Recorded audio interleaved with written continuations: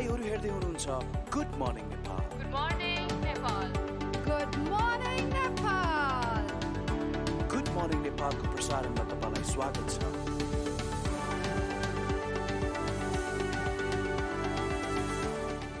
नमस्कार, कार्यक्रम good morning नेपालमा स्वागत छ। म श्रद्धा आर्याल आज पनि यहाँहरू समक्ष उपस्थित भइसकेको छु।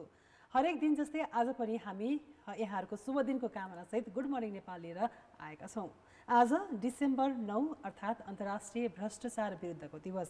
राज्यका प्रमुख अङ्गहरूमा निजी स्वार्थका लागि पदको दुरुपयोग भएकाले नेपालमा भ्रष्टाचार बढ्दो क्रममा रहेको देखिएको छ। ट्रान्सपरेन्सी इन्टरनेसनलले सन् 2020 को भ्रष्टाचार अवधारणा सूचकाङ्कमा पनि नेपाल गत वर्षभन्दा 1 अङ्क कम पाएर 4 स्थान तल झरेको छ।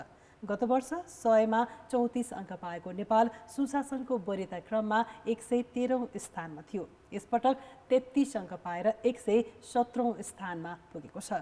भ्रष्टाचारको यो बढ्दो अवस्थामा रहेको देखाएको छ। आज हामी यही विषयमा केन्द्रित रहेर कुराकानी गर्दैछौँ। आज हामीसँग कुराकानीका लागि लामो समयदेखि सुशासनका क्षेत्रमा कलम चलाउँदै आउनुभएका पत्रकार हरिबहादुर थापासँग कुराकानी गर्दैछौँ। स्वागत छ यहाँलाई। धन्यवाद। हजुर, आराम हुनुहुन्छ। एकदम ठिक। यहाँले लामो समयदेखि यो सुशासनको क्षेत्रमा कलम चलाउँदै आउनु भएको छ। यो दिवसका सन्दर्भमा कुराकानी गरौँ न। अन्तर्राष्ट्रिय भ्रष्टाचार विरुद्धको दिवस चाहिँ कसरी सुरुवात भयो? यो चाहिँ विश्वभरि नै भ्रष्टाचार र अवैध धनको कारोबारको मात्रा एकदम व्यापक रूपमा बढ्दै गयो। यसले चाहिँ त्यो अवैध धनको कारोबारको मात्रा बढ्दै गएपछि यसले अपराध पनि बढाउँदै गयो। यो भ्रष्टाचार र अपराधको धनबाट चाहिँ अपराधको कारोबार आज जुन धन छ त्यसले चाहिँ विश्वमा अशान्ति फैलायो भनेर संयुक्त राष्ट्र सङ्घकै पहलमा चाहिँ सन् 1903 डिसेम्बर 9 का दिनमा चाहिँ यो मेक्सिकोमा यो एउटा अन्तर्राष्ट्रिय सम्मेलन भयो। त्योबाट चाहिँ भ्रष्टाचार विरुद्ध अन्तर्राष्ट्रिय तहमै लड्ने र प्रत्येक राज्यले त लड्नु छँदैछ, त्यस अतिरिक्त अन्तर्राष्ट्रिय तहमै संयुक्त रूपमा लड्नको लागि चाहिँ भनेर यो भ्रष्टाचार विरुद्धको अन्तर्राष्ट्रिय दिवसको सुरुवात भएको हो। अब त्यो सम्झौता भएको पनि लगभग अहिले 18 वर्ष पुगिसकेको अवस्था छ। त्यसले गर्दाखेरि यो बिचमा अब हामी पनि त्यसको एउटा पक्षधर राष्ट्र हौँ र हामीले पनि पहिलो दिनमै सम्झौता गरेको हौँ। नेपालले पनि सम्झौता गरेको हो। त्यो कारणले गर्दा नेपाल पनि भ्रष्टाचार विरुद्धको अन्तर्राष्ट्रिय महासन्धिको एउटा पक्षधर राष्ट्र हो। त्यस कारणले गर्दा त्यो महासन्धि अनुरूप चाहिँ भ्रष्टाचार विरुद्धको जुन किसिमको माहौल बनाउने, कानुन जस्तो प्रतिरोधात्मक क्षमताका निम्ति कानुन बनाउने, हाम्रो पैसा विदेशमा गएको छ भने त्यो विदेशमा गएको पैसाका लागि फिर्ता गर्ने र मुलुकभित्रै अपराधको धनमा जसरी त्यसलाई चाहिँ निर्मलीकरण गरिन्छ, त्यसलाई सफाई गरिन्छ र त्यसलाई वैध बनाइन्छ, त्यो वैध बनाउने सबै स्रोतहरू टाल्ने र त्यसका अवैध धनलाई चाहिँ यो समाजमा रहन नदिने गरी चाहिँ त्यो खालको मान्यतामा नेपालले पनि सहमति जनाएको छ। तर कार्यान्वयनको तहमा अब अलिकति अप्ठ्याराहरू, जटिलताहरू छन् र जुन किसिमको मर्म छ त्यो मर्म अनुसार चाहिँ यो हामीले अझै पालना गर्न सकेको अवस्था चाहिँ छैन। यहाँले लामो समयदेखि यही क्षेत्रमा काम गर्दै आउनुभएको छ। यहाँका विभिन्न रिसर्चहरू पनि छन्। अहिले हेर्दाखेरि सरकार, संसद र न्यायालयमा समेत भ्रष्टाचार बढेको देखिन्छ नि। यो चाहिँ डरलाग्दो सिनेरियो। अब कार्यकारिणीमा भ्रष्टाचारको कुरा हामीले विगतदेखि सुन्दै आएका हौँ, त्यसलाई अन्यथा ठान्नु मिल्दैन।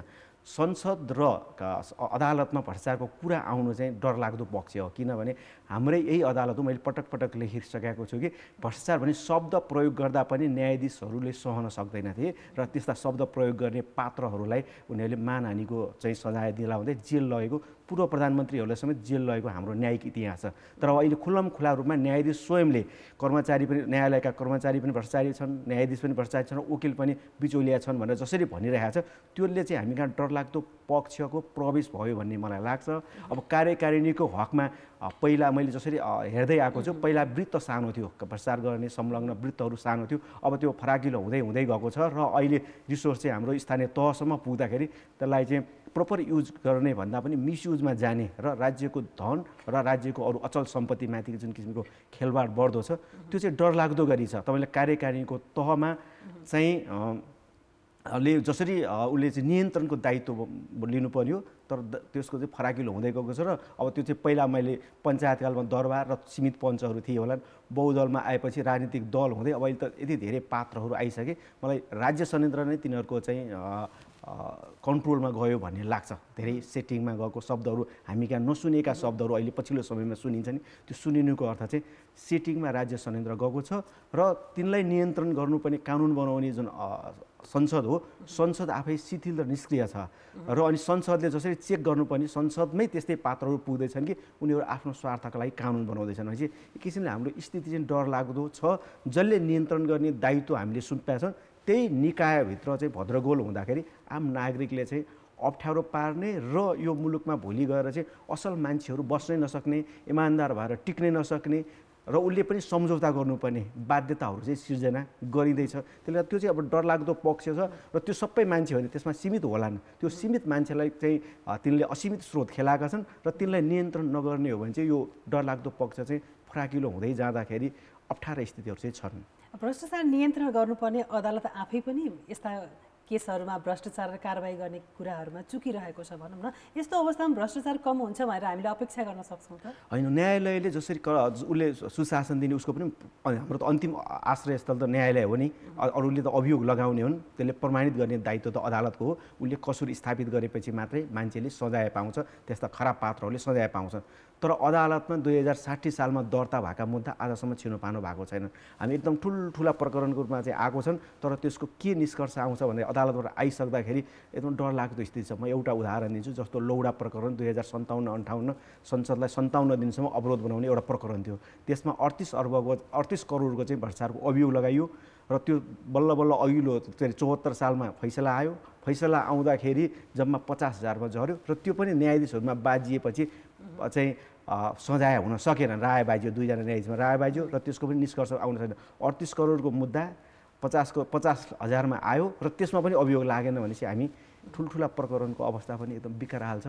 त्यसो हुनुमा कसको असफलता हो? मुद्दा लाउने अख्तियारको असफलता हो अथवा चाहिँ अदालतको असफलता हो? त्यसको त अनुसन्धान हुनुपर्छ। त्यति ठुल्ठुला कुराहरू पनि हामी एकदम अब त्यो एक त लामो समयपछि आउँछ, आम मान्छेले त्यो प्रकरणै बिर्सिसकेका हुन्छन्। किन अब 57-58 सालको मुद्दा 74-75मा आएर चाहिँ छिनोफानो हुँदा त मान्छेले त्यो कुरै बिर्सिसकेका हुन्छन्। त्यस अदालतमा एकदम लामो समयसम्म चाहिँ त्यस्ता मुद्दाहरू राखिनु चाहिँ हुन्न थियो। त्यसलाई चाहिँ अग्राधिकार दिएर प्राथमिकतामा दिएर, जस्तो रामप्रसाद श्रेष्ठ प्रधान न्यायाधीश हुँदाखेरि भ्रष्टाचारको मुद्दालाई एकदम प्राथमिकतामा दिनुभएको थियो। सुशीला कार्की हुँदा दिनुभएको थियो, कल्याण श्रेष्ठ हुँदा दिनुभएको थियो। अहिले पछिल्लो चरणमा मुद्दै त्यस्तो मुद्दालाई प्राथमिकता दिएकै पाइँदैन। त्यस्तो मुद्दालाई प्राथमिकता दिएर छिनोफानो गर्नु पर्थ्यो। त्यो छिनोफानो नगरिँदाखेरिको के हुन्छ भने अब त्यसको कुनै असरै रहँदैन, क्राइम हुन्छ र त्यसको परिणाम अन्तिम परिणाम आइसक्दाखेरि मान्छेले सबै बिर्सिसकेका हुन्छन्। जस्तो 54 सालको साल ट्रेडिङको निर्णय 68 सालमा आयो, त्यसका धेरै पात्रहरू त बिति नै सकेका रहेछन्। अनि अब के अर्थ भयो त होइन? त्यसले फैसला आउने क्रम अनि बितिसकेको कारणले गर्दा सजाय पनि हुने अवस्था छैन। यो हाम्रो अदालतले जसरी प्रम्प्टली चाहिँ एक्सन गर्नुपर्ने हो त्यो किसिमले चाहिँ एक्सन गर्यो भने, अथवा कतिपय संस्थाहरूले उसलाई चाहिँ बदमासीपूर्वक उसलाई दुःख दिन मुद्दा दायर गराइरहेछ भने उसले पनि त छिटो न्याय पाउँथ्यो होला नि त होइन? त्यो दुवै खाले चाहिँ अवस्था चाहिँ हामी यहाँ छ। अहिले एकदम धेरै चर्चित शब्द सेटिङ छ नि, यो सेटिङलाई चाहिँ कसरी लिनुहुन्छ? अब सेटिङ चाहिँ के भने कानुन विपरीत गएर राज्यका संयन्त्र कर्मचारीदेखि लिएर पोलिटिसियनसम्म मिलो मतोमा चाहिँ अब जे कुरा हो आफूलाई प्राप्त गर्ने र कानुन निर्माणमा पनि सेटिङ भनेपछि पहिल्यै यो कानुन निर्माण कसलाई लाभ लिनु, त्यो एउटा वर्गलाई लाभ लिन लागि कानुन निर्माण पनि सेटिङ गर्ने, कुनै ठेक्कापट्टा छ त्यसमा पनि सेटिङ गर्ने, खरिद बिक्री छ भने त्यसमा पनि सेटिङ गर्ने, मिलो मतोमा हुने प्रतिस्पर्धा, खुला रूपमा प्रतिस्पर्धा देखाउने, तर त्यो खालि कागजी मात्रै हुने र उनीहरूको बिचमा सबै कुरा मिलो मतो हुनेलाई सेटिङ हो। यो सेटिङ अब अदालतमा मुद्दा लाने बिचमा पनि त अहिले सेटिङ गोला प्रथामा जानु पऱ्यो नि त भनेको, त्यो सेटिङ प्रथा तोड्नलाई होइन त। त्यो सेटिङ भनेको त्यो खालको अवस्था छ। मलाई एकचोटि प्रधान न्यायाधीश भएपछि कल्याण श्रेष्ठसँग इन्टरभ्यू लिने क्रममा चाहिँ उहाँले भन्नुभयो तपाईँहरू यो न्यायाधीश भ्रष्ट छ भनेर नलेखिदिनुहोस् न। किन भनेर सोधेको, त्यो चाहिँ विज्ञापन गरे जस्तो हुने हो र तपाईँहरूले लेखिदिनुहुन्छ, जो सेटिङकर्ता जो बिचौलिया त्यही न्यायाधीश कहाँ जान्छन् अनि ती न्यायाधीश र कर्मचारी मिलेर मुद्दालाई उनीहरूको पक्षमा राख्छन्। कतिपय बेला प्रधान न्यायाधीशले त्यत्रो 250-300 मुद्दा चाहिँ कसले परेको छ, कुन मुद्दाको के हो ग्राभिटी भनेर सबै अध्ययन गर्न भ्याएको पनि हुँदैन र त्यो कारणले गर्दाखेरि अनि त्यो बेन्च सपिङका लागि चाहिँ तपाईँहरूले न्यायाधीश खराब भनेर लेखिदिनुको कारणले गर्दाखेरि त्यो जुन खराब प्रवृत्तिवाला छन् त्यो न्यायाधीश कहाँ पुग्ने कारणले त त्यो सब न्यायाधीश चाहिँ न्यायाधीश चाहिँ भ्रष्ट भनेर लेखिदिनु अथवा बदमास छ भनेर लेखिदिनु चाहिँ त्यो चाहिँ बेन्च सपिङका लागि चाहिँ सजिलो भएको छ। त्यो बेन्च सपिङ गर्नको लागि तपाईँहरूले पनि मलजल नगरिदिनुहोस्, भ्रष्ट भनेर नलेखिदिनुहोस् भन्ने उहाँको आग्रह थियो भनेपछि त्यो खालको पनि अवस्था छ। कति बेला प्रमुखलाई पनि अप्ठ्यारा हुँदो रहेछन् त्यहाँभित्र रहँदाखेरि। त्यो पनि एक किसिमले भने त्यो सबै कुरा अध्ययन हुनुपर्छ। अध्ययन नभएको अध्ययन पनि अदालत आफैले भनेको छ नि, जस्तो बिचौलिया शब्द त अरूले क्वाइन गरेका शब्द होइन, अदालत स्वयंले क्वाइन गरेका शब्द हो नि। बारले होला अदालतले त्यसलाई अनुमोदन गरेको छ भनेपछि अब त्यो बिचौलिया सेटिङ शब्द अदालतबाट आउनु, अझ बेन्च सपिङ पनि अदालतबाट आउनु चाहिँ त्यो चाहिँ अलिकति दुर्भाग्यपूर्ण हो भन्ने लाग्छ। यहाँसँग कुराकानीलाई कन्टिन्यू गर्नेछौँ। अहिले भने बेला भएको छ ब्रेकको। ब्रेकपछि गुड मर्निङ नेपालमा पुनः स्वागत छ। आज अन्तर्राष्ट्रिय भ्रष्टाचार विरुद्धको दिवस परेको छ। आज हामी यही सन्दर्भमा यही क्षेत्रमा लामो समयदेखि सुशासनका क्षेत्रमा कलम चलाउँदै आउनुभएका पत्रकार हरिबहादुर थापासँग कुराकानी गरिरहेका छौँ। फेरि पनि स्वागत छ यहाँलाई। धन्यवाद। हामीले ब्रेक अगाडि पनि कुरा गऱ्यौँ यो भ्रष्टाचारको विषयमा। अब यो भ्रष्टाचार नियन्त्रणका लागि भनेर दर्जनभन्दा बढी संस्थाहरू सक्रिय छन्, स्थापना भएपछि काममा पनि लागिरहेका छन्, तर केही रिजल्ट देखिएको छैन नि। यो भ्रष्टाचार नियन्त्रण गर्ने दायित्व मूलभूत रूपमा सरकारको हो, कार्यकारिणीको हो। किनभने जनताले मत दिँदा नै, मत माग्दाखेरि नै हामी भ्रष्टाचार नियन्त्रण गर्छौँ, सुशासन दिन्छौँ भनेर त राजनीतिक दलहरू गएको छन्। उनै नै संसद र सरकारमा छन् होइन। त्यो प्रमुख दायित्व चाहिँ हामीले अरू निकाय भनेको चाहिँ ओभरसाइट एजेन्सी भन्छ, उनीहरूको तलमाथि भयो भनेदेखि हेर्ने एजेन्सी मात्रै हो।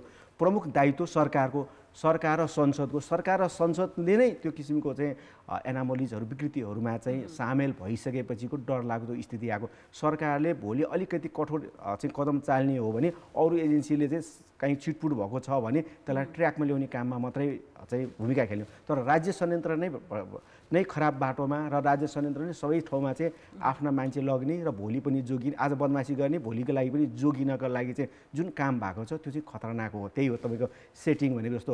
अनि अरू ओभरसाइट एजेन्सी जस्तो अख्तियारमा लगेका पात्रहरू होलान्, अरू सरकारी संयन्त्रमा त सजिलै लग्न सक्ने भए, किनभने उनीहरूका कर्मचारी हुन् जहाँ पनि उनीहरूले मोबिलाइज गर्न सक्छन्। हामी कहाँ तपाईँले अघि भने जस्तो एजेन्सीको अभाव छैन। भ्रष्टाचार नियन्त्रण गर्ने एजेन्सीको खास पहिलो त उनीहरूले आफ्नो काम नगरेको। कानुन त उनीहरू सम्पन्न छन्, कानुनले सबै कुरा अधिकार दिएको छ र त्यहाँ जाने पात्रहरूले जे आफ्नो दायित्व वहन नगरेको। अख्तियारले सबै अधिकार छ। कार्यालय सहायकदेखि प्रधानमन्त्रीसम्म चाहेको ठाउँमा उसले बदमासी देख्यो भने हेर्न सक्छ। कुनै पात्र गैरकानुनी रूपले सम्पन्न भए भने तिनको सबै कुरा हेर्न सक्छ। अथवा अख्तियारले सार्वजनिक पदाधिकारीको सार्वजनिक पदाधिकारी भने सरकारी सुविधा भोग गर्नेहरूको हेर्न सक्छ भने सम्पत्ति शुद्धिकरण जुन अनुसन्धान विभाग छ उसले त सबै पात्रहरूको कुनै व्यक्तिसँग कुनै किसिमले चाहिँ गैरकानुनी सम्पन्न देखियो भने रातारात चाहिँ अस्वाभाविक रूपले चाहिँ सम्पन्न देखियो भने कारबाही गर्न सक्ने मेकानिजम हामीसँग छ, जुन सम्पत्ति शुद्धिकरण अनुसन्धान विभाग हो। र राज्यका अरू निकायहरू पनि हामीसँग छन् र ती अरू निकायहरूले अलिकति प्रम्प्टली काम गर्ने हो भने तपाईँको त्यो एजेन्सीको अभावमा अथवा कानुनको अभावमा हामी पछि परेको होइन। त्यो एजेन्सीकै कुरा गर्नु भने भारतभन्दा हामी धेरै अगाडि छौँ।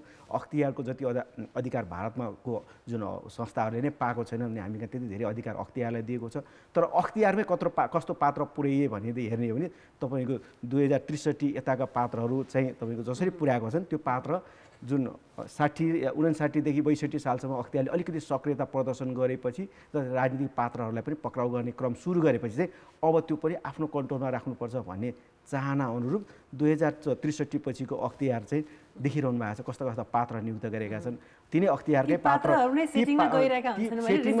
सेटिङमा उनीहरू नै अभियुक्त बनिरहेको अवस्था छ। कारण सेटिङमा मात्रै हो, उनीहरू नै अभियुक्त बनिसकेपछि त सकिएको त भने अख्तियारलाई एक किसिमले भने पङ्गु बनाएको अवस्था छ। र पछिल्लो समयमा त अझ अख्तियारले ठुला केसमा त हातै हाल्दैन। तपाईँको 5000, 10,000, 20,000कोमा केसहरूमा हात हालेछ। त्यो चाहिँ खुद्रे केसमा अब त्यसमा चाहिँ हुनुपर्ने, त्यस्ता पनि कन्ट्रोल हुनुपर्छ, हुनुहुन्न भन्ने होइन। तर हाम्रो 2056देखि 58 सालसम्म भ्रष्टाचार निवारणसम्म जुन कानुनहरू निर्माण हुँदै गरेको बहस र त्यतिखेरको प्रतिवेदन निर्माणको क्रममा भएको छलफल चाहिँ के हो भने सानातिना घुसखोरीहरूलाई चाहिँ सतर्कता केन्द्रले हेर्ने, जुन विगतमा पञ्चायतकाल अथवा बहुदलकालमा पनि विशेष प्रहरी विभागले त्यसलाई जिम्मेवारी दिने। अख्तियारले ठुला प्रकृतिका र त्यसले चाहिँ बृहत अनुसन्धान गर्ने र राज्यलाई चाहिँ त्यो बृहत अनुसन्धानबाट खराब कर्म हुनै नदिनको लागि सहयोग गर्ने र राज्य संयन्त्र भएको पात्रलाई पनि कन्ट्रोलमा ल्याउने भनेर अख्तियारको बारेमा बहस भएको। अख्तियारलाई यो छिना मसिना र त्यो ढिला सुस्ती सबै चाहिँ सतर्कता केन्द्रले हेर्नुपर्ने र ठुला केसमा चाहिँ उसले अनुसन्धान गर्नुपर्ने। त्यो चाहिँ दुईटाको बिचमा समन्वय भइदिएको भए अख्तियार यो सानोतिनो केसमा अल्झिनु पर्ने थिएन। अब अहिले के छैन, भर्खरै एउटा मुद्दामा सामान्य 7,000को केस लगाएको मुद्दाबाट सर्वोच्च अदालतले फैसला गर्दाखेरि तिमी भनेकै छ, उसको टेक्स्टमै भनेको छ, भर्डिक्टमै भनेको छ, तिमीहरूले मुद्दाको सङ्ख्या बढाउनको लागि सानातिनालाई कारवाही गर्न थाल्यौ, ठुलामा जाऊ र अरू निकायलाई मोबिलाइज गरेर त्यो सानामा अल्झिने होइन, यो सानालाई दुःख दिने काम चाहिँ बन्द गर भनेर अदालत स्वयंले भनेको अवस्था छ। भनेपछि अख्तियार चाहिँ साना मुद्दाहरूमा चाहिँ बढी अल्झ 351 मुद्दा लग्यो भने भन्छु, तर 200 जति चाहिँ सानोतिनो खुद्री घुसखोरीकै हुन्छ भने त्यसको के अर्थ रह्यो? त्यो कारणले गर्दा उसले बरु कानुन संशोधन गरेर भए पनि यस्ता सामान्य खुद्री घुसखोरीलाई राष्ट्रिय सतर्क केन्द्र परिचालन गर्ने, किन हाम्रो संयन्त्र छँदैछ, अलिकति कानुनमा उसलाई चाहिँ मुद्दा लगाउन सक्नेको अधिकार दिए भइगयो र अरू ठुला केसमा चाहिँ अख्तियारलाई लग्ने होलाई त्यसलाई परिचालन गर्ने अथवा उसले त्यसलाई त्यसमा सक्रियता प्रदर्शन गर्ने हो भने कन्ट्रोल गर्नलाई कुनै गाह्रो चाहिँ छैन। किनभने हामी अरू मुलुकमा कानुन र संस्थाकै अभावमा अप्ठ्यारो होला, हामी कानुन र संस्थामा एकदम अगाडि छौँ। त्यो कारणले गर्दा तिनको जे धर्म हो त्यो मात्रै निर्वाह गर्ने वातावरण सिर्जना गरेर त्यस्तो ठाउँमा जाने पात्र पनि अलिकति इमान्दार र त्यसलाई नियन्त्रण गर्छु भन्ने प्रतिबद्धता बोकेको पात्र लग्ने हो भने अप्ठ्यारो चाहिँ छैन। सो यो ट्रान्सपरेन्सी इन्टरनेसनलको तथ्याङ्क अनुसार पनि नेपाल 117औं स्थानमा छ भ्रष्टाचारको। यो त एकदमै विकराल रूपमा देखिएको छ। अनि यो कम गर्न कसरी सकिएला त? हामी त्यसको लागि त मैले अघि पनि भने राज्य संयन्त्र र पहिलो त कार्यकारिणी नै त्यसमा सक्रिय हुनु पर्यो, दोस्रो भएका एजेन्सीहरूले भूमिका खेल्नु पर्यो। काहीँ पनि हाम्रो कुन चाहिँ ठाउँ चाहिँ बाहिर छ र कानुन र संस्थाभन्दा बाहिर छैन, जस्तो अदालतकै हकमा न्याय परिषद छँदैछ।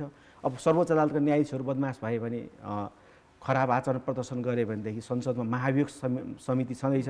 हाम्रो कुनै पनि कोही पनि व्यक्ति चाहिँ यो बाहिर छैनन्, कारबाहीको दायराभन्दा बाहिर परेका छैनन्, तर खालि कारबाही गर्ने जसले दायित्व बोकेको छ त्यो दायित्व बोकेको संस्थाहरूको निष्क्रियता चाहिँ एकदम चरम छ। जस्तो सर्वोच्च अदालत 40 दिनसम्म त्यसरी भद्रगोलमा हुँदाखेरि संसद चाहिँ कहाँ गयो त? हामी कहाँ संसदीय ती सांसद भन्नेहरू जो जनताप्रति भोलि मत माग्न जान्छन् तिनी प्रत्येक सांसदलाई क्वेसन गर्नुपर्छ, तिम्रो दायित्व खोइ त? किन त्यो संसद त उनीहरूको अधिकार क्षेत्रको कुरा हो कि महाभियोग लगाएर यति धेरै चाहिँ अदालत पनि भद्रगोलमा गइसकेपछि उनको दायित्व उनीहरू दायित्व च्युत भएको कारणले गर्दाखेरि अदालत पनि भद्रगोल भएको छ। अब यसको सन्देश के जान्छ तपाईँलाई? किन जे गरे पनि हुन्छ, हामीलाई महाभियोग लाग्दैन, के पनि हुँदैन भनेपछि जे पनि हुनसक्छ, जसलाई जस्तो पनि फैसला हुन सक्ने अवस्था छ। त्यो कारणले गर्दा प्रम्प्टली एक्सन, कसको दायित्व? संसदले किन एक्सन गरेन त? संसदले एक्सन गर्नुपर्ने हो नि। अनि ठुल्ठुला प्रकरण आयो होइन त, त्यो ठुल्ठुला प्रकरणमा खोइ त अख्तियारले छानबिन गरेको? अनि अख्तियार चाहिँ त्यो के अरे 7,000 का के अरे त्यो पाइप जोड्ने केसमा जान्छ तर वाइडबरीमा जाँदैन, अनि त्यहाँबाट यतिमा जाँदैन भनेपछि अनि कहाँ को जाने त राज्य चाहिँ? होइन, हाम्रो राज्यहरूले पाएको दायित्व कहाँनिर चाहिँ र त्यस्ता पात्रले कहाँनिर चाहिँ बढी हिट गर्ने, टाउकामा सफा गर्न थाल्यो तलतिर सबै सफा भइहाल्छ नि, टाउको एकदम फोहोर छ, अनि खुट्टामा त्यो पैतालामा सफा गरेर त कहिले सफा हुँदैन, किन पैताला त टिकिरहेको हुनसक्छ। टाउकोबाट सफा गर्ने भने एकैचोटि सफा हुनसक्छ। त्यसका लागि हामीसँग भएका मेकानिजम र ले काम गर्ने र मेकानिजमलाई काम गर्ने वातावरण सिर्जना गर्ने हो भने फेरि हामी कहाँ फेरि धेरै धेरै आत्तिनुपर्ने अवस्था चाहिँ छैन। तर यो तथ्याङ्क घटाउनको लागि र अन्तर्राष्ट्रिय तहमा हाम्रो छविलाई चाहिँ इमान्दार छवि पुर्याउनको लागि चाहिँ एकचोटि चाहिँ मेहनत गर्नै पर्छ, सबैले मेहनत गर्नुपर्छ भन्ने। यसमा नागरिक र जनप्रतिनिधिहरूको भूमिका कस्तो हुन सक्छ? मैले जनप्रतिनिधिहरू त प्रमुख भूमिकै हुने भने मैले अहिले कार्यकारिणी भने त जनताबाट निर्वाचित जाने हो नि, सबैभन्दा पहिलो दायित्व नै कार्यकारिणीको। हामीले ती त तिनीहरूबाट सिर्जित संस्था हुन् नि, हाम्रो प्रत्यक्ष महत्त्व कार्यकारिणीले गएको छ। स्थानीय तहदेखि लिएर केन्द्रसम्मको भनौँ न, प्रतिनिधि सभादेखि लिएर स्थानीय तहको वडा अध्यक्ष वडा सदस्यसम्म त हाम्रो मतमा छन्। हामीले त उनीहरूलाई नै भन्ने हो, तिमीले किन कन्ट्रोल गर्न सकेनौ, तिनी माथि नै बढी प्रश्न गर्ने हो। ती अरू त भनेको अख्तियार त भनेको उनीहरूबाट सिर्जित संस्था हो, उनीहरूले पठाएका मानिसहरू नै हुन्। त्यो कारणले गर्दा त्यसमा जनप्रतिनिधिहरूको अहम भूमिका हुनुपर्छ र जनप्रतिनिधिले भूमिका खेल्नुपर्छ। र अहिलेसम्म जनप्रतिनिधिले भूमिका खेलेको छैन। म चाहिँ लामो समय संसदको रिपोर्टिङ गरेको कारणले गर्दा त्यतिखेरको संसदीय समितिहरू जति शक्तिशाली प्रभावकारी र कति काम गरौँ भन्ने थियो नि, अहिले काम गरौँ भन्ने नै देखिँदैन। सांसदहरू कहाँ गएका हुन् त? कि सेटिङमा गएका हुन् कि कहाँ गएका हुन् भन्ने थाहा छैन। अब यत्रो अब तपाईँको 75 साल असार 17 गते दर्ता भएको विधेयक आजसम्म पास हुँदैन। अब राज्य चाहिँ अध्यादेशमा गइसक्यो, अनि कानुनी राज्य कहाँ गयो त? त्यसले गर्दा धेरै ठाउँमा प्रश्न गर्ने ठाउँहरू छ। हाम्रो अब नागरिकको चाहिँ जुन किसिमले प्रश्न गर्ने हो, अब केही हुँदैन भन्नेतिर गएको हो कि शिथिलतातिर गएको हो कि? नागरिक पनि अहिले शिथिलै छन्। अब जति करायो त्यो कराउनेहरूलाई चाहिँ बरु सिधाइदिने हो कि भने डर पो तिनीलाई पस्याएको छ, कहीँ न कहीँ लगाएर पचाइदिने हो कि कोही पात्र लगाएर कुटाइदिने हो कि भन्ने डरको कारणले पनि बिस्तारै मान्छेहरू बेकारमा किन कराउने भन्नेतिर जाँदैछन्। त्यसले नागरिक समाज पनि पहिला जति चुस्त स्फूर्त र एकदम सक्रिय तवरले आएको थियो, अहिले पछिल्लो समयमा तपाईँले भने जस्तो कमजोर छन्, अथवा उनीहरूले पनि कति कराउने भन्नेमा गएको हो कि भन्ने मलाई लाग्छ। ब्याङ्किङ क्षेत्रमा कस्तो छ यो भ्रष्टाचारको अवस्था? अब बैङ्किङ त अब अनुगमनै भएको छैन, राष्ट्र बैङ्कले अनुगमन गर्ने हो। मैले त्यसमा के पनि पर्दैन, बैङ्क क्षेत्रमा गएका पात्रहरू जो ऋण दिने व्यक्तिहरू छन्, त्यो ऋण दिने व्यक्तिको सम्पत्तिको छानबिन गऱ्यो भने सबै कुरा पर्दाफास हुन्छ र बैङ्किङ कर्मचारीहरूको सम्पत्ति छानबिन हुनुपर्छ। तिनको पनि गैर कानुनी सम्पन्नता, तिनले पनि मिलो मतोमा चाहिँ ऋण प्रवाह गरिरहेका हुन सक्छन्, किनभने रातारात चाहिँ बैङ्कमा काम गर्ने कर्मचारीहरू धनी हुँदैन। के गर्ने भयो त? त्यो त ऋण दिने बेलामा अथवा उनीहरू आफैले लिलामी सकाएर छन् कि बैङ्किङ क्षेत्रमा पनि हात हाल्नुपर्छ र त्यसको हात हाल्न लागि ठाउँ छ, त्यो जुन किसिमले हाम्रो सम्पत्ति शुद्धिकरण विभाग छ अख्तियारले नसक्ला, अथवा सरकार त्यो सार्वजनिक सम्पत्ति नजोडिएको ठाउँमा अख्तियारले नसक्ला। तर हामी कहाँ त अर्को एजेन्सी छ नि त, सम्पत्ति शुद्धिकरण विभागले चाहिँ केही परेन 10वटा बैङ्कका सिइओको सम्पत्ति र त्यो ऋण प्रवाह गर्ने ठाउँको अधिकृतहरूको सम्पत्ति चाहिँ छानबिन गरी पुग्छ। म एउटा सानो उदाहरण दिन्छु। जस्तो एलसी प्रकरणमा चाहिँ एउटा सामान्य व्यक्तिमाथि चाहिँ मुद्दा लगाइयो, जसको माथि 2 अर्ब 50 करोडको मुद्दा लगाइयो, जो पात्रको खुट्टामा जुत्ता थिएन। त्यस्तो पात्रलाई ऋण दिने कर्मचारीहरू कस्ता होला त्यो देशका, र त्यस्तो एलसीको लागि चाहिँ उसको डकुमेन्टलाई स्वीकार गर्ने कस्तो कर्मचारी होला त? तिनले के गरे होला त? त्यो छानबिन गऱ्यो भने त कहिलेकाहीँ चाहिँ अनि त्यही भएर साना मान्छेहरू पीडित हुँदै गएको छन्। त्यसको अन्यायको दोष राज्य संयन्त्रले र राज्य संयन्त्रमा रहेको पात्रहरूले भोग्नुपर्छ कुनै न कुनै दिन। किनभने त्यो जुत्ता नभएको मान्छेको शिरमा चाहिँ 2 अर्ब 50 करोडको चाहिँ के अरे बिगो बोकाउँदाखेरि त्यो राज्य संयन्त्रमा रहने पात्रहरूले के हेर्नु, ती कुन देशका पात्रहरू हुन् त्यो हेर्नु पर्दैन। अहिले धेरै त्यस्ता पात्रहरू, सामान्य पात्रहरूलाई भिक्टिम बनाइदिएछ। त्यो चाहिँ अपराध हो, राज्य संयन्त्रको पनि अपराध हो, त्यहाँ रहने व्यक्तिहरूको पनि अपराध हो। र त्यो अपराधलाई चाहिँ त्यसरी त्यो 2 अर्ब 50 करोड चाहिँ त्यसरी एलसी खोल्न डकुमेन्टलाई स्वीकार गर्ने कर्मचारीहरू कहाँ पुग्यो होला त? ती अहिले सिइओ भएको छन् कि मैले 52, 54को 53 सालको कुरा गरिरहेको छु, सिइओ भएको छन् कि हेरै हुन्छ नि तिनको पनि सम्पत्ति, त्यो त तिनको पनि सम्पत्ति छानबिन गर्नुपर्छ भन्ने हो। जस्तो अहिले धेरै नेपालीहरूको पैसा विदेशी ब्याङ्कहरूमा छन्, कालो धनहरू पनि छन्, त्यसलाई ल्याउनका लागि के कदम अगाडि बढाउन सकिन्छ? यो सन्धिको मूलभूत उद्देश्य त्यही नै हो। खास गरिकन विदेशमा लगेको अवैध सम्पत्तिको ओसार पसार नियन्त्रण गर्ने यो महासन्धिको मकसद भनेको त्यो। तर हामी कहाँबाट प्रयत्नै भएको पाएको छैन।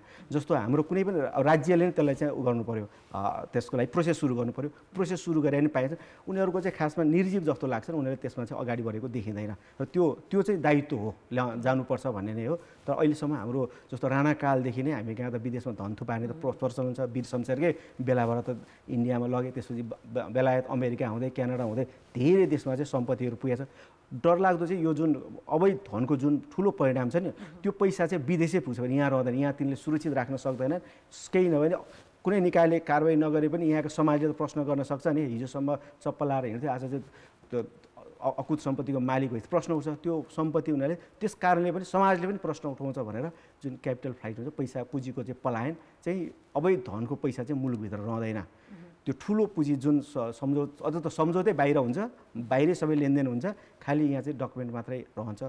त्यो कारणले गर्दाखेरि विदेशमा रहेको धन जुन छ, अवैध धन छ, त्यसलाई चाहिँ कसरी फिर्ता गर्ने र त्यस्तोलाई कसरी निरुत्साहित गर्ने भन्नेमा त हाम्रो राज्यको आजसम्म चासो पुगेको अथवा बहस गरेको अथवा त्यो सम्बन्धी चाहिँ कतै सघन छलफल भएको पनि मैले पाउँदिनँ।